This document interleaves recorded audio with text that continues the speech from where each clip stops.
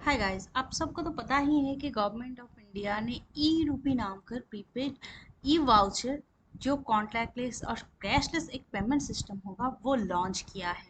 अभी क्वेश्चन ये आता है कि ये है क्या और काम कैसे करेगा। इसके रिलेटेड बहुत सारा क्वेश्चन आपके मन में काम कर रहा है, कैसे काम करेगा, कौन सा एप्स डाउनलोड करना होगा या फिर हमें क्या करना होगा। तो मेरे दिमाग में भी ऐसे बहुत सारे क्वेश्चंस थे जिनका आंसर मुझे कुछ कुछ नहीं मिल रहा था। तो इसके लिए मैंने बहुत सारा स्टडी किया और उसके बाद मुझे लगा कि ऐसा एक वीडियो मैं बनाऊंगी जहाँ पर ईरूपी को लेकर आपको जितना भी क्वेश्चन आपके मन में होगा सब कुछ क्लियर हो जाएगा। कि वाउचर जैसे कि अमेजन गिफ्ट कार्ड या फिर कोई भी कंपनी हो उसका गिफ्ट कार्ड जो हमें इश्यू होता है उसको ही हम वाउचर बोलते हैं ना। तो रिडीम हम कहाँ पे जाके उसका कर सकते हैं। जैसे कि अमेजन का अगर हमें मिलता है तो हमें अमेज़न में ही जाना होता है। अगर नायका का मिलता है तो गाइस हम लोगों को नायका में ही जाना पड़ता है, लिपस्टिक खरीदना होता है या फिर कुछ और खरीदने पे, या फिर स्पेसिफिकली बोल दिया जाता है कि इस सेक्टर में यहाँ पर इतना आप रिडीम कर सकते हैं। तो सेम तरीके का ही कॉन्सेप्ट इसमें भी है कि पर्सन स्पेसिफिक और रीजन स्पेसिफिक होगा। ये एक ही रीजन के लिए बनाया जाएगा और एक ही पर्सन के लिए होगा जो कि वो ही सिर्फ यूज कर पाएगा, कोई और कर ही नहीं पाएगा। अभी काम कैसे करेगा। एनपीसीआई गाइस आप लोग जानते हैं कि national payments corporation of India, ये जो भी हम लोग डिजिटल पेमेंट करते हैं वो एनपीसीआई के थ्रू में ही होता है जो 2016 से चल रहा है। अभी कॉन्सेप्ट जो है वो एनपीसीआई, देखिए एनपीसीआई यूपीआई ऑलरेडी हम लोगों को पता है यूपीआई कैसे काम करता है। तो यूपीआई और एनपीसीआई ये दोनों मिलकर ही अभी देखिए यूपीआई इसमें भी है, ई रूपी में भी है, जहां पर आपको डिजिटल करेंसी का सिग्नेचर दिख रहा है, मतलब साइन दिख रहा है। ई मतलब आपको पता है कि इलेक्ट्रॉनिक होगा और ये नाम भी दिया गया है ई रूपी, मतलब ई आर यूपीआई, यूपीआई की तरह ही ये काम करेगा।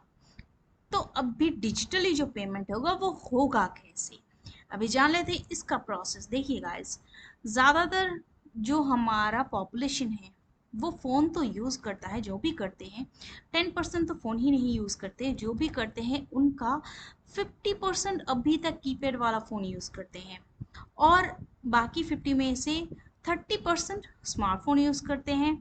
स्मार्टफोन को आपको क्यूआर कोड, आपको पता है कि क्यूआर कोड ऐसा दिखता है जब भी आप पेमेंट वेमेंट करने जाएंगे या फिर क्यूआर कोड से आप कोई भी किसी चीज़ का भी पूरा डिटेल्स पता करना चाहेंगे तो आपको लोग पता है ये। लेकिन जो लोग कीपैड वाला फ़ोन यूज़ करते हैं उन लोगों को क्यूआर कोड के बारे में पता ही नहीं है। उनको एसएमएस के बारे में पता है क्योंकि एसएमएस जो है वो सभी के मोबाइल में आता है।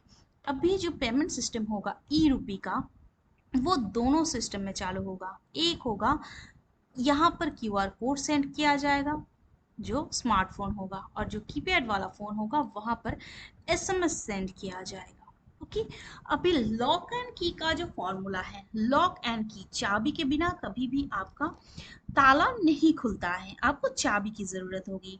तो जो क्यूआर कोड होगा वो दो होगा, दो क्रिएट किया जाएगा। एक क्रिएट किया जाएगा एनपीसीआई के थ्रू में, मतलब एक एनपीसीआई रख देगा, सॉरी गाइस यहाँ पे लिखना थोड़ा सा मुश्किल है मेरे लिए, एक एनपीसीआई रख देगा और दूसरा जो क्रिएट करेगा वो जो रिसिपेंट है उनको भेज दिया जाएगा। अभी एनपीसीआई किसको देगा, एक एग्जांपल दे देती हूँ। सो देखिए, जैसे कि सोच लीजिए राशन, हाँ मैं एकदम पूरी तरह से श्योर हूँ कि इनका भी सेम प्रोसेस ही चालू कर दिया जाएगा। राशन हमें सब्सिडी में मिलता है।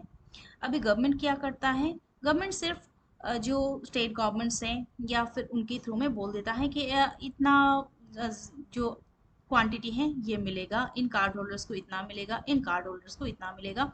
तो आपको मंथ में इतना मिल रहा है, इतना मिल रहा है, आपको पता है। ठीक है, ज़्यादातर डीलर्स इनमें से कुछ ले लेता है, कमीशन मार देता है। आप अगर नहीं लेते हैं तो वो लोग जाकर ये चोरी वोरी करके यहाँ वहाँ बेच देते हैं, ये हमें भी पता है। लेकिन अभी से ऐसा नहीं होगा। अभी आपके मोबाइल में ऐसे टाइप का एक क्यूआर आ जाएगा। अभी आपको क्या करना होगा, मोबाइल ले जाकर इस डीलर के पास में आपको शो करना होगा कि भैया देखिए हमारा ये क्यूआर है, क्यूआर स्कैन कर दीजिए, बस और रिडीम हो जाएगा। आप जब भी क्यूआर को स्कैन कर देंगे, डीलर अभी बाउंड होगा आपको देने में। अगर आप स्कैन नहीं करते हैं, क्योंकि देखिए ये सिर्फ आप ही के पास में आएगा, ये जो पर्टिकुलर क्यूआर होगा या फिर एसएमएस होगा सिर्फ आपके पास में ही आएगा, और आपके पर्टिकुलर क्यूआर के लिए इनके पास में दूसरा एक आएगा डीलर के पास में।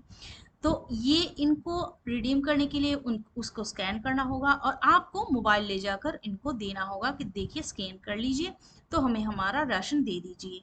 तो अभी क्या हुआ, गवर्नमेंट को पता चल गया कि हाँ आपने ले लिया है राशन, और इन्होंने भी, इनका जो कमीशन है सिर्फ कमीशन ही रह गया।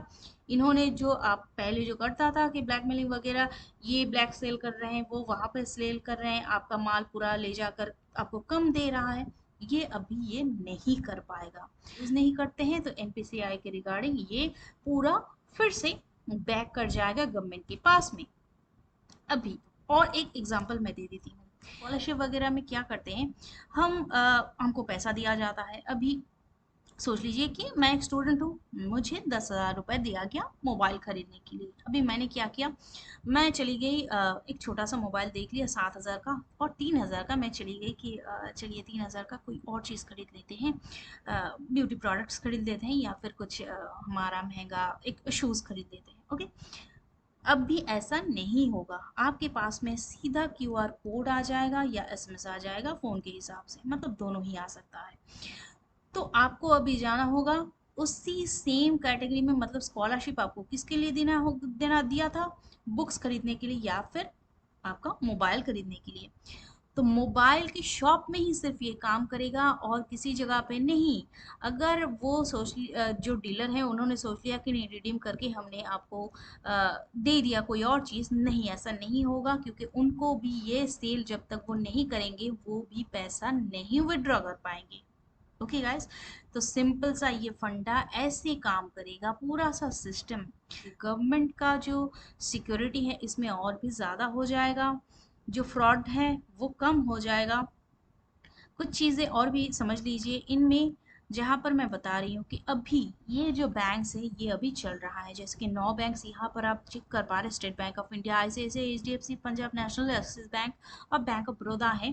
ये जो होगा ये दोनों ही अभी कर रहा है, इशुएंस भी कर रहा है, रिडेम्पशन भी अभी कर रहा है। जबकि Canada bank, IndusInd bank, Indian bank, Kotak Mahindra और यूनियन बैंक जो होगा सिर्फ कूपन को इशू कर पाएगा, रिडेम्पशन नहीं कर पाएगा। मतलब इशू मतलब कि आपका जो क्यूआर कोड होगा वो इशू करेगा और रिडीम करेगा जो डीलर होगा या फिर जिनके पास में ये पैसा जाएगा, है ना। तो एक बैंक अकाउंट होना चाहिए, अगर आप रिडीम कर रहे हैं तो आपका बैंक अकाउंट होना चाहिए। तो ये जो बैंक अकाउंट्स हैं जो स्टेट बैंक ऑफ और बाकी सब हैं, ये सब दोनों ही कर पाएंगे, मतलब कि इशू भी कर पाएंगे और रिडीम भी कर पाएंगे, आपको पैसा भी दे पाएंगे। लेकिन जो ये कैनरा बैंक ये सब हैं ये सिर्फ फिलहाल अभी कूपन को रजिस्टर कर पाएंगे, रिडिम्पशन का नहीं है। लेकिन इन फ्यूचर सभी बैंक इसमें जुड़ जाएंगे फॉर श्योर है।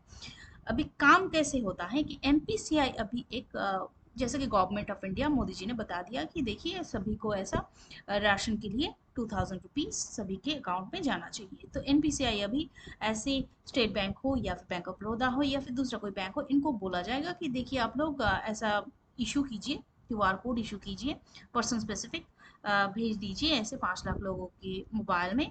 तो वो लोग अभी जो क्यूआर कोड है या फिर एसएमएस है ये तैयार कर कर भेज देंगे आपके मोबाइल में, और सेम जो मैंने बताया उस तरीके से अभी काम करेगा। इसका अच्छा एक फैसिलिटी क्या है गाइस, आपको पता है कि ये जो एप्स हैं पेटीएम, जीपे, भीम या फिर कोई भी यूपीआई सिस्टम आप काम कर लीजिए, पेटीएम वॉलेट वगैरह, यहाँ पर आपको नेटवर्क कनेक्शन की ज़रूरत है, इंटरनेट की ज़रूरत है। अरे साहब हमें तो गवर्नमेंट का पैसा चाहिए, गवर्नमेंट हमें सब्सिडी दे रहा है, पैसा दे रहा है, हम गरीब आदमी हैं, कहाँ से नेट भरेंगे, फिर क्यूआर कोड ये वगैरह, ये तो नहीं सर, नहीं होगा।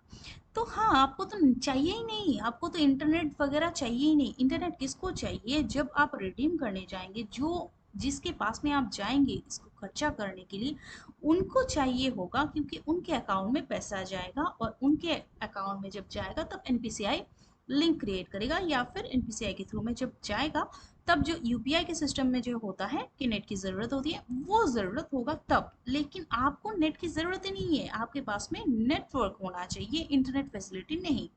क्यूआर कोड ऑटोमेटिकली एसएमएस के थ्रू में आपके सामने आ जाता है, तो आपको सिर्फ जाकर दिखाना होता है। तो गांव का जो लोग हैं या फिर जो लोग सब्सिडी पे डिपेंड करते हैं, उनके लिए कोई भी प्रॉब्लम नहीं होगा। ऐप्स की कोई झंझट नहीं है। आपको बहुत सारे ऐसे वीडियोस या फिर इंफॉर्मेशन मिल जाते हैं जहाँ पर आपको बताया जाएगा कि ई रूपी का एक ऐप होगा जो लॉन्च होगा, ऐसे आपको लेना होगा, इंस्टॉल करना होगा। कुछ नहीं है गाइस, कोई भी ऐप्स इसका नहीं है। ऐप्स के थ्रू में ये काम नहीं करेगा। सिंपल से कीपैड मोबाइल में एसएमएस की तरह और स्मार्टफोन में क्यूआर की तरह ये काम करेगा। ओके, ओके, सभी कुछ आपका ऑलरेडी क्लियर हो चुका है।